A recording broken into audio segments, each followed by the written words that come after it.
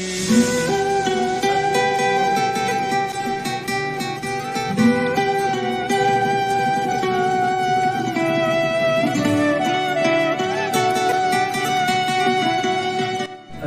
Baltistan assembly کے انتخابات اور پاکستان میں وفاقی انتخابات الگ الگ ڈیٹس میں اور الگ الگ موقعوں پر ہوتے ہیں، تو اس سے کوئی ڈس بیلنس تو نہیں ہوتا یہاں پر سیاسی حوالے سے؟ اس کو جتانے کے لیے یہاں پر انتخابی فہرست میں جو ہے گڑبڑ کرتے ہیں، اس کے علاوہ جو ہے پولیس سٹاف یعنی ہر قسم کی جو ہے مداخلت ہو جاتے ہیں۔ کہتے ہیں کہ اسکردو ایئرپورٹ انٹرنیشنل ایئرپورٹ بن گیا ہے، یہ سٹی اسکردو بگ سٹی بن گئی ہے، لیکن یہاں بجلی کے مسائل ابھی اسی طرح برقرار ہیں اور پانی کے پینے کا مسائل بھی برقرار ہے۔ تو اس کے حل کے لیے موجودہ حکومت پی ٹی آئی نے کیا حکمت عملی اختیار کی ہے؟ پانی کی شارٹیج ضرور ہے جی۔ اس کی ایک وجہ یہ بھی ہے کہ پینے کے جو پانی ہے اس سے جو ہے لوگ آبپاشی بھی کرتے ہیں، یعنی جب آپ کا جو ہے چینل متاثر ہو، آبپاشی کے لیے پانی نہ ہو، تو یہ پائپ چھوڑ کے لوگ جو ہے اپنے باغات کو سیراب کرتے ہیں۔ جی پی میں پی ٹی آئی کی حکومت ہے، تحریک انصاف کی حکومت ہے، تو جس طرح آپ نے بھی کہا کہ سابقہ حکمران آتے ہیں اور اعلانات کرتے ہیں، تو کچھ اعلانات پی ٹی آئی نے بھی یہاں پر کیے، تو پی ٹی آئی کی کارکردگی گلگت بلتستان کے حوالے سے تو آپ تحریک انصاف کی یہاں کی کارکردگی کچھ بتائیں کہ عوام کے لیے اب تک پی ٹی آئی نے کیا کیا ہے؟ اعوذ باللہ من الشیطان الرجیم، بسم اللہ الرحمن الرحیم۔ السلام علیکم ناظرین، میں ہوں آغا زمانی اور اس وقت میں ہوں اسکردو بلتستان میں، اور ہماری خوش قسمتی ہے کہ اس وقت میں معروف قانون دان اور منجے ہوئے سیاستدان جناب وزیر ولایت کے رہائش گاہ پر ہیں۔ وزیر صاحب سابق deputy speaker Gilgit Baltistan assembly بھی رہ چکے ہیں، اور آپ نے یہاں سے 2 مرتبہ اسمبلی کا الیکشن بھی لڑا ہے، اور 1 مرتبہ آپ اس حلقے سے بھرپور انداز میں کامیاب ہوئے ہیں۔ وزیر ولایت صاحب ایک منجے ہوئے سیاستدان اور معروف قانون دان ہیں، آپ کو وکالت کرتے ہوئے تقریباً 29-30 سال گزر چکے ہیں۔ میں چاہوں گا کہ محترم وزیر ولایت علی سے ان کے زرعی خیالات آج معلوم کیے جائیں، تو میں گزارش کروں گا محترم وزیر ولایت علی صاحب۔ بسم اللہ الرحمن الرحیم۔ سب سے پہلے میں آپ کا شکریہ ادا کرتا ہوں کہ آپ نے میرے انٹرویو کے ذریعے مجھے کچھ بولنے کا موقع فراہم کیا، جس کے لیے میں آپ کا انتہائی مشکور ہوں۔ وزیر ولایت علی میرا نام ہے، اسی محلے میں پیدا ہوا ہوں۔ ابتدائی تعلیم میں نے بوائز ہائی اسکول اسکردو، پھر ڈگری کالج، بعد ازاں بی اے اور ایم اے میں نے کراچی یونیورسٹی سے، اس کے بعد ایس ایم لا کالج سے میں نے ایل ایل بی کی ڈگری حاصل کی، پھر 1993 سے میں نے باقاعدہ بحیثیت وکیل پریکٹس شروع کی، اور ان دنوں میں سیاسی پارٹی کے حوالے سے تحریک اسلامی کا رکن تھا، اور پورے بلتستان ریجن کا میں سیاسی انچارج تھا ماشاءاللہ۔ اور ہمارے دور میں ہم نے باقاعدہ گلگت بلتستان سے اسی پلیٹ فارم سے سیاست شروع کی، اور گلگت بلتستان سے ہم نے 8 سیٹیں لیا، اور اس وقت ڈپٹی چیف ایگزیکٹو ہوا کرتا تھا، اور ہم نے حکومت سازی کی، اور اس وقت ہمارے ڈپٹی چیف ایگزیکٹو ہمارے ہی پارٹی کے تھے، اور وہاں سے لے کر 2001 تک میں اسی پارٹی سے وابستہ رہا، اور 2001 میں تحریک اسلامی کے اوپر بین لگا، پابندی لگنے کی وجہ سے کچھ عرصہ میں کسی بھی پارٹی میں شامل نہیں ہوا، اور پھر 2004 کے الیکشن میں میں نے اسی حلقے سے ایز اے آزاد امیدوار کے میں نے حصہ لیا. میرے مقابلے میں پاکستان پیپلز پارٹی کی طرف سے سید مہدی شاہ صاحب سابق وزیر اعلیٰ تھے. یعنی اسکردو حلقے سے لڑے آپ؟ اسی اسکردو حلقہ نمبر 1 سے. ٹھیک. اور اس وقت رولنگ پارٹی مسلم لیگ قاف تھا جی. مسلم لیگ کیوں کا جو ہے کینڈیڈیٹ راجہ زکریا صاحب تھے اور ہمارے ہی ایریا سے غلام شہزاد آغا صاحب بھی الیکشن میں موجود تھے. تو اس میں بحیثیت آزاد امیدوار میں کامیاب ہوا. اس کے بعد میں نے پی ایم ایل کیو میں نے جوائن کیا. تو 2004 سے تقریباً 2017-18 تک میں مسلم لیگ قاف میں تھا. لیکن پی ایم ایل کیو نے گلگت بلتستان کے حوالے سے کوئی خاص دلچسپی نہیں لی، جس کی وجہ سے دل برداشتہ ہو کر میں نے پارٹی چھوڑنے کا فیصلہ کیا. اور 2015 کے الیکشن میں 2009 کے الیکشن میں پارٹی کے حوالے سے انہوں نے کوئی خاص رول پلے نہیں کیا. گو کہ میں نے 2009 کا الیکشن قاف لیگ کے ٹکٹ سے لڑا تھا. 2015 میں انہوں نے سیاست میں حصہ ہی نہیں لیا. تو پھر بعد ازاں 2019 میں عمران خان صاحب سے متاثر ہو کر میں نے پاکستان تحریک انصاف جوائن کیا. اور کچھ ہی عرصے کے بعد مجھے سعید جعفر شاہ مرحوم اور پی ٹی آئی نے بلتستان ڈویژن کا جو ہے ڈویژنل صدر منتخب کیا. اور پورا بلتستان میں 4 اضلاع ہے. تو بعد ازاں ہم نے 4 اضلاع میں تنظیم سازی کی. تب سے میں کی تحریک انصاف سے وابستہ ہوں. 2004 کے الیکشن کے بعد مجھے کچھ عرصہ ڈپٹی اسپیکر کا عہدہ بھی ملا، چونکہ اس سے قبل سید اسد زیدی صاحب ڈپٹی اسپیکر تھے. تو گلگت میں ان کو شہید کیا گیا. اور بعد ازاں الیکشن میں پارٹی کی طرف سے جو ہے امیدوار تھا. اور میرے مقابلے میں اس وقت بھی یہ ابھی موجودہ پی ڈی ایم والے سب منظم تھے. میرے ساتھ مقابلہ ہوا آفتاب حیدر صاحب کا، جو کہ پیپلز پارٹی کے رکن اسمبلی تھے. جب ہم نے الیکشن حصہ لیا 2004 میں، اس وقت یہ گلگت بلتستان جو ہے قانون ساز کونسل تھا جی. صحیح. پھر ہم نے کوشش کی، جد و جہد کی اس کو اپ گریڈ کرنے میں. اس وقت مشرف صاحب کا دور تھا. تو مشرف صاحب نے اس کو قانون ساز اسمبلی کا جو ہے درجہ دیا. ہم نے قانون ساز اسمبلی کے ممبر کی حیثیت سے بعد ازاں ہم نے حلف لیا. صحیح. تو اس سال یعنی گزشتہ سال 2020 میں اسی حلقہ 1 سے میں بھی امیدوار تھا تحریک انصاف کی طرف سے. اور راجہ زکریا صاحب، اخوند تقی صاحب، اسی طرح راجہ جعفر صاحب، ہم 4 امیدوار تھے تحریک انصاف کے پلیٹ فارم سے. پھر پارٹی نے ڈیسائیڈ کیا کہ ٹکٹ انہوں نے راجہ زکریا صاحب کو دیا.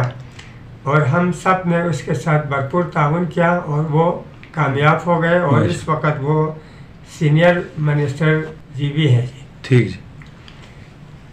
تو سیاست کا آغاز جو ہے ہم نے 1993 سے شروع کی اور 2004 میں باقاعدہ جو ہے الیکشن کنٹیسٹ کر کے ہم نے اس کا باقاعدہ آغاز کیا جی.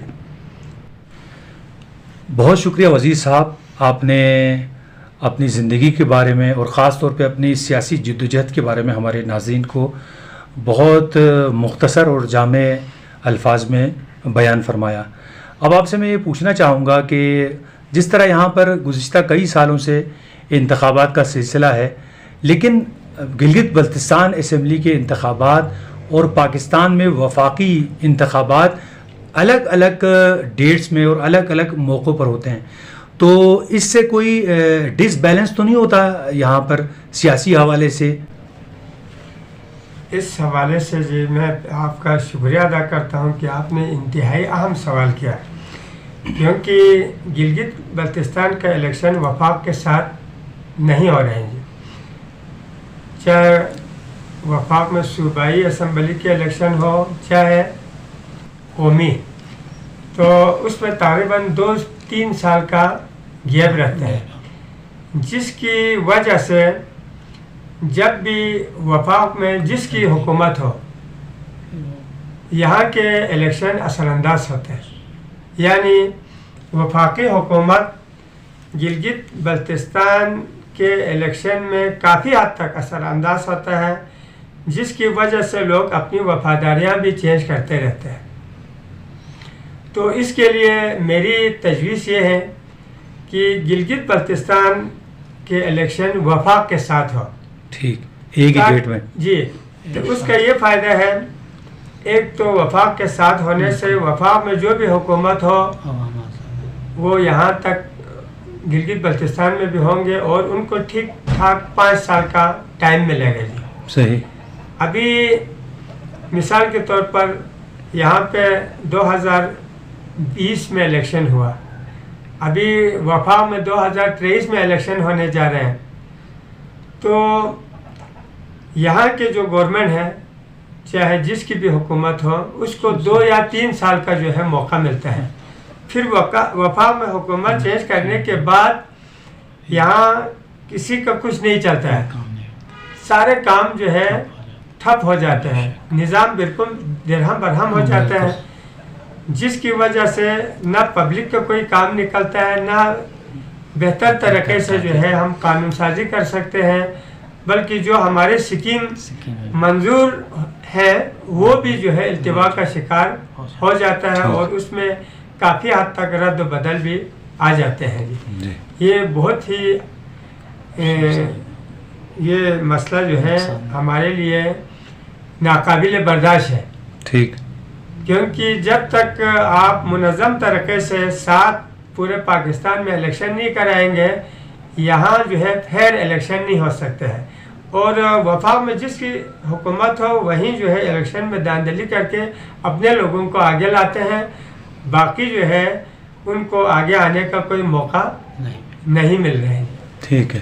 اچھا وزیر صاحب یہ بھی بتائیے کہ جس طرح آپ نے کہا کہ وہاں وفاق میں الگ تاریخوں میں الیکشن ہوتے ہیں، اوپر یہاں کوئی 2-2.5 سال کے بعد ہوتے ہیں، تو اس سے یہاں فرق پڑتا ہے، دباؤ پڑتا ہے یہاں کی حکومت کے اوپر، کیا وہاں دوسری حکومت جب آتی ہے اس کی وجہ سے یہاں والی حکومت پر گلگت بلتستان کی کیا یہاں پر وہ ہارس ٹریڈنگ بھی کرتے ہیں، پارٹی کی وفاداریاں بھی بتلواتے ہیں، کوئی اس طرح کے کچھ بھی ہے؟ بالکل ہے جی، وفاق میں جس کی حکومت ہو، مثال کے طور پر الف کسی پارٹی میں ہے تو این الیکشن کے ٹائم پر وہ جس کی وفاق میں حکومت ہو اس پارٹی کو جوائن کر لیتے ہیں، اور اس کو جتانے کے لیے یہاں پر انتخابی فہرست میں جو ہے گڑبڑ کرتے ہیں، اس کے علاوہ جو ہے پولیس سٹاف یعنی ہر قسم کی جو ہے مداخلت ہو جاتے ہیں، اور وفاق سے لوگ آ کے یہاں پہ جو ہمارے پرائم منسٹر تک لوگ یہاں پہ آ جاتے ہیں اور جو ہے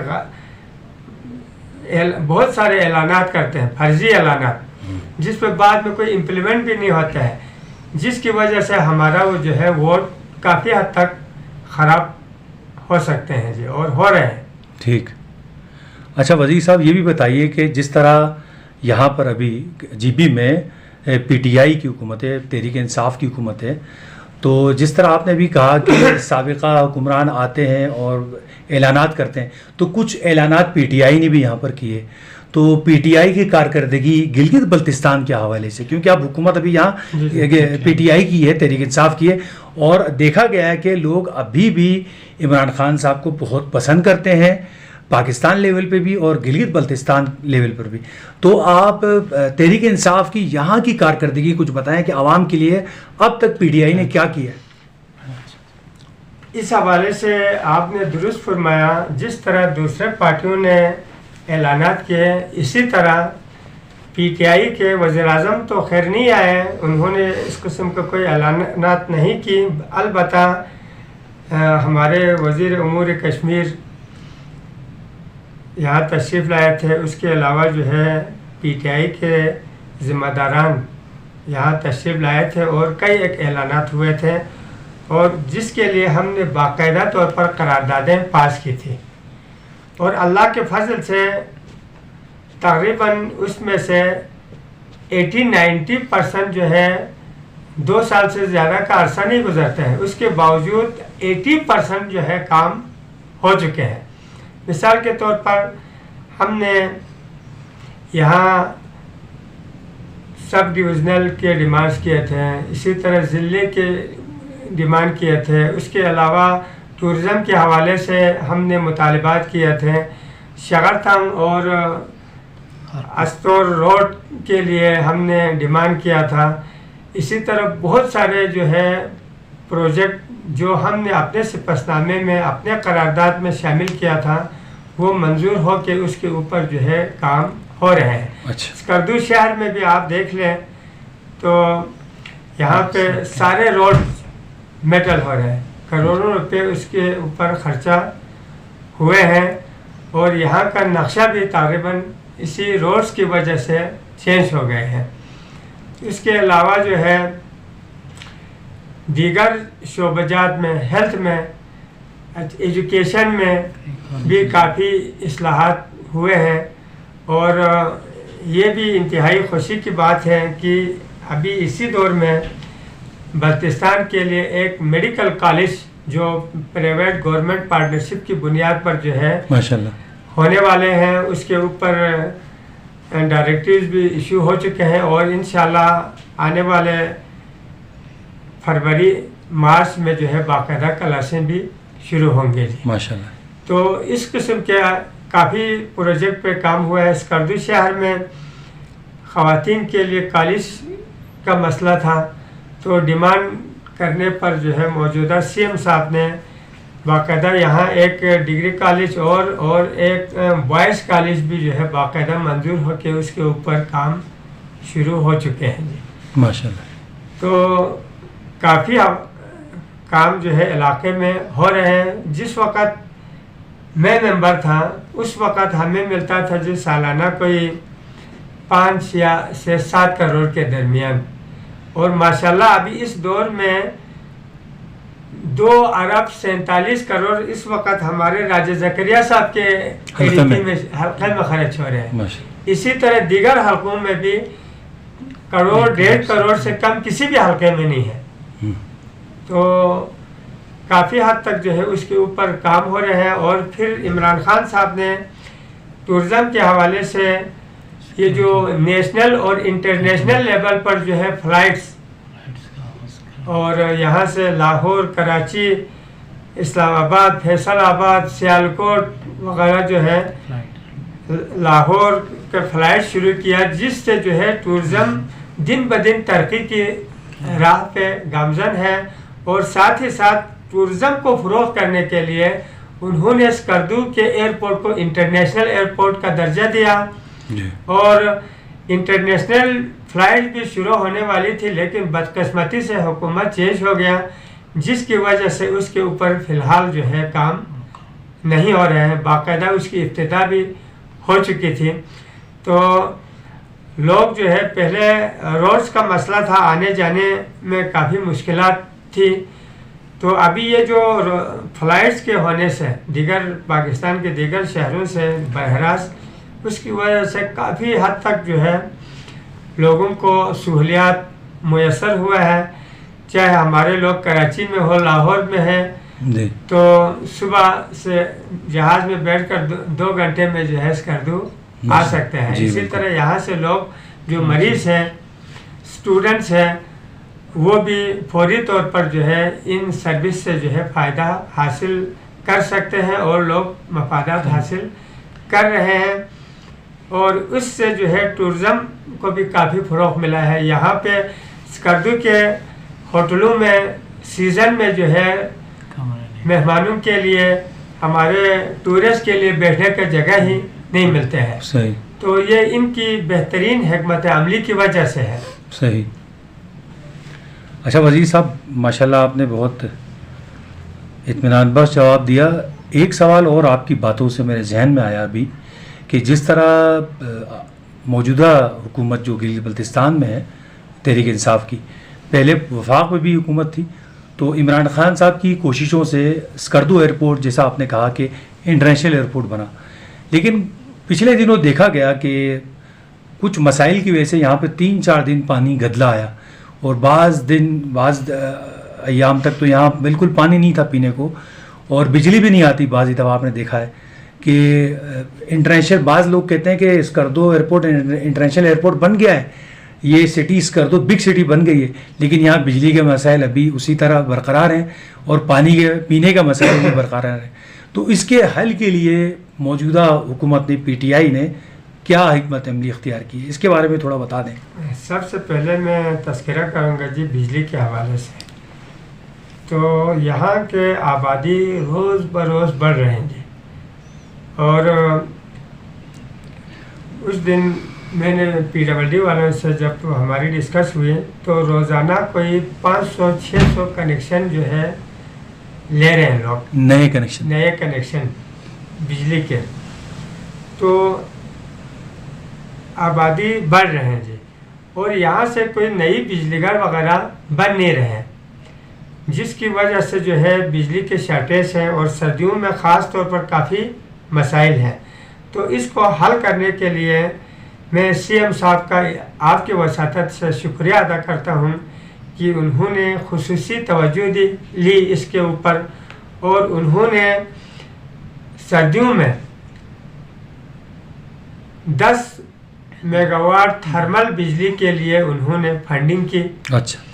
لیکن کچھ ہماری مینجمنٹ کی جو ہے صحیح مینجمنٹ نہ ہونے کی وجہ سے ہم اس سے فائدہ خاص طور پر نہیں لے سکا، کیونکہ وہاں سے جو ہے مشینیں اسلام آباد سے آنے تھے، تو اس میں ڈیلے ہوا. تو وہ جو رزلٹ ہم لینا چاہ رہے تھے وہ ہمیں بے شک نہیں ملی، لیکن CM صاحب نے اپنے طرف سے کوئی کسر باقی نہیں رکھا. تو ابھی انشاءاللہ جو ہے شگرتھان، ہرپو اور واڑی بجلی گھر بننے کے بعد جو ہے یہاں کوئی جو ہے بجلی کے حوالے سے مسائل نہیں آئیں گے. اور اسکردو میں تو یہ جو ستپارہ ڈیم ہے، شروع میں جب یہ ڈیم کا پروجیکٹ منظور ہوا جی تو اس کے 3 مقاصد تھے. ایک تو یہ تھا کہ 17 یا 18 میگا واٹ بجلی شہر کے لیے دینا تھا، 15,000 ایکڑ غیر آباد اراضی کو آباد کرنا تھا. صحیح. تو اس کا جو ہے پانی کا 50% سورس ابھی موجودہ صورتحال ہے، چشمے کا پانی ہے، ستپارہ برف کا پانی پگھل کے آنا ہے، اور باقی 50% پانی کا سورس شتو نالا تھا جی. تو جس وقت میں اسمبلی کا رکن تھا اس وقت اس ڈیم کا باقاعدہ اور وہ شتو نالے کا باقاعدہ ٹینڈر ہوا. بعد ازاں یہ جو شتو نالہ پروجیکٹ جو پورشن ہے اس کے اوپر کام شروع ہونے والی تھی، لیکن جس ٹھیکیدار نے ٹھیکہ لیا تھا موقع ملاحظہ کیے بغیر انہوں نے ٹینڈر لیا تھا، ٹھیکہ لیا تھا. لیکن بعد میں وہ لوگ جب یہاں آ کے دیکھا تو اس جگہ پر تو ہیوی مشینری نہیں جا سکتے تھے، تو انہوں نے اپنے اثر رسوخ استعمال کر کے اس کو جو ہے التوا کا شکار کیا، جس کی وجہ سے 50% پانی کا سورس اس وقت بھی ستپارہ ڈیم میں شامل نہیں ہو رہا ہے. تو یہ جو 15,000 ایکڑ جو ہے غیر آباد زمین آباد کرنا تھا وہ بھی متاثر ہوا. ابھی لیفٹ رائٹ کنال چینلز بن چکے ہیں، لیکن اس سے لوگ مستفید نہیں ہو رہے ہیں، اور اس سے 15,000 ایکڑ تو چھوڑے جی 5 کنال بھی جو ہے آباد نہیں ہوا ہے. اچھا. دوسرا جو 17 میگا واٹ بجلی دینا تھا تو وہ پانی کا 50% سورس نہ ہونے کی وجہ سے یہ جو 17-18 میگا واٹ میں سے صرف کبھی 7 میگا واٹ، کبھی 8 میگا واٹ، کبھی 5 اور 6 میگا واٹ جی، اس میں یہ ہے چونکہ یہ جو 17 ڈیم ہے ہمارے پانی کا سورس، چاہے وہ آپاشی کا ہو، چاہے پینے کے پانی کا ہو، چاہے بجلی گھروں کو چلانے کے حوالے سے ہو، واحد سورس 17 ڈیم ہے۔ تو اس میں 50% پانی کا سورس شامل نہ ہونے کی وجہ سے ہمارا آپاشی کا نظام بھی درہم برہم ہوا ہے۔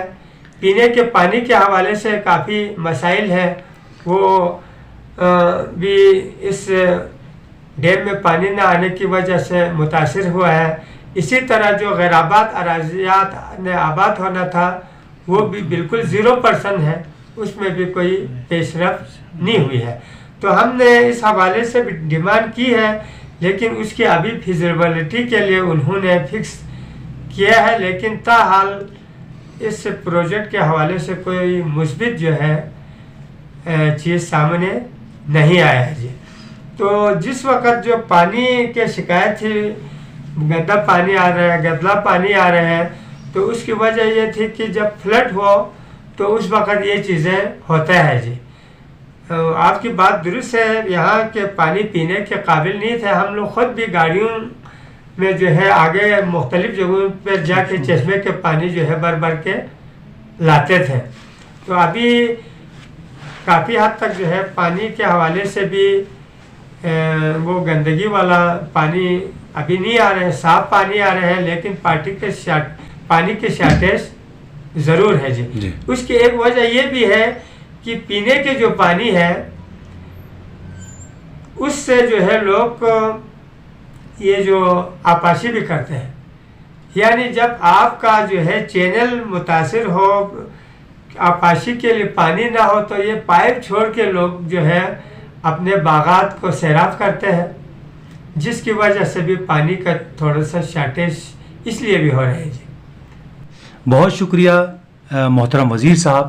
میں اب انٹرویو کے آخر میں چاہوں گا کہ آپ ہمارے ناظرین کے لیے کوئی خصوصی پیغام دینا چاہیں تو وہ پیغام فرمائیے۔ خصوصی پیغام کے حوالے سے یہ ہے، ایک تو میں فرسٹ آف آل گورنمنٹ سے جو ہے اپیل کرتا ہوں، گزارش کرتا ہوں کہ ہمارے جو 17 ڈیم کے جو شتوں پورشن پہ جو کام التوا کا شکار ہے، اس کو اگر فوری طور پر منظوری دی جائے تو ہمارے آپاشی کا، بجلی کا اور پینے کے پانی کے حوالے سے جو ہے ہم خود کفیل ہوں گے۔ تو ایک تو یہ ہونا چاہیے۔ دوسرا جو ہے پاکستان، ہم دعا کریں کہ پاکستان میں ایماندار جو حکومت برسر اقتدار آئے، اور جس کی وجہ سے ہم نہ صرف پاکستان بلکہ ورلڈ لیول پر جو ہے ہماری پہچان ہو۔ اور تو میری یہی گزارش ہے کہ جب بھی کوئی الیکشن ہو تو ایماندار، مخلص اور محب وطن لوگوں کو جو ہے منتخب کریں۔ بہت شکریہ، بہت شکریہ محترم وزیر صاحب۔ محترم ناظرین، یہ تھے وزیر ولایت علی صاحب، جو بلتستان تحریک انصاف کے صدر ہیں اور ایک ماہر قانون دان ہونے کے ساتھ ساتھ ایک منجے ہوئے سیاستدان بھی ہیں۔